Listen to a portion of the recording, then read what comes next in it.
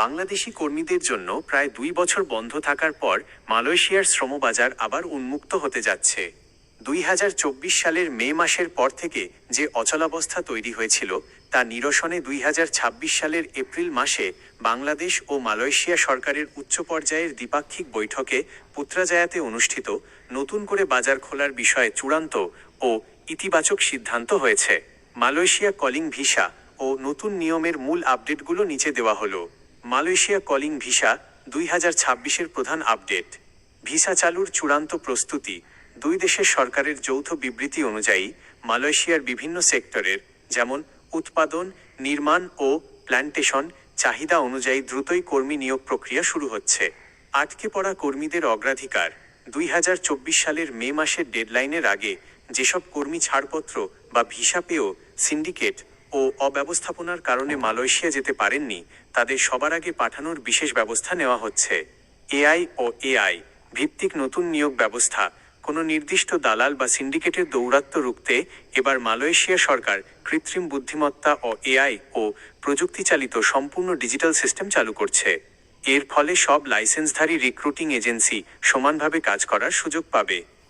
নতুন নিয়মে খরচের বড় সুখবর।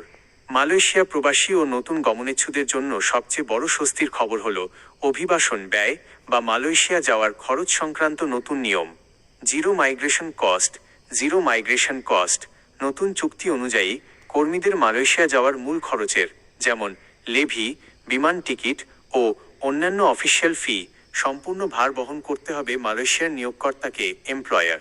কর্মীদের অতিরিক্ত অর্থ দিয়ে কোনো দালালের ফাঁদে না পড়ার জন্য বিশেষভাবে সতর্ক করা হয়েছে। মালয়েশিয়ার বর্তমান ভিসা পরিস্থিতি বিষয়। বর্তমান আপডেট 2026।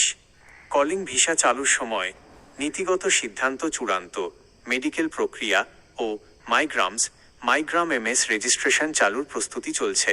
ভিসা পদ্ধতি সিন্ডিকেট মুক্ত এবং স্বচ্ছ ও ডিজিটাল ডাটাবেজ নির্ভর। বয়সসীমা ও যোগ্যতা সাধারণত 18 থেকে 45 বছর এবং নির্ধারিত মেডিকেল সেন্টারে স্বাস্থ্য পরীক্ষায় FOMEMA স্ট্যান্ডার্ড ফিট হতে হবে। হাইকমিশনের সাম্প্রতিক তৎপরতা। মালয়েশিয়ায় অবস্থানরত বাংলাদেশিদের সমসাময়িক সমস্যা সমাধান ও সময়মতো ভিসা নবায়নে গত 25 মে 2026 তারিখেও মালয়েশিয়ার লেবার ডিপার্টমেন্টের সাথে বাংলাদেশ হাইকমিশনের সফল বৈঠক হয়েছে। পরামর্শ। মালয়েশিয়া যাওয়ার মেডিকেল বা মাইগ্রামস রেজিস্ট্রেশন সম্পূর্ণ সরকারি ঘোষণার পর সরাসরি নিবন্ধিত এজেন্সির মাধ্যমে সম্পন্ন করবেন।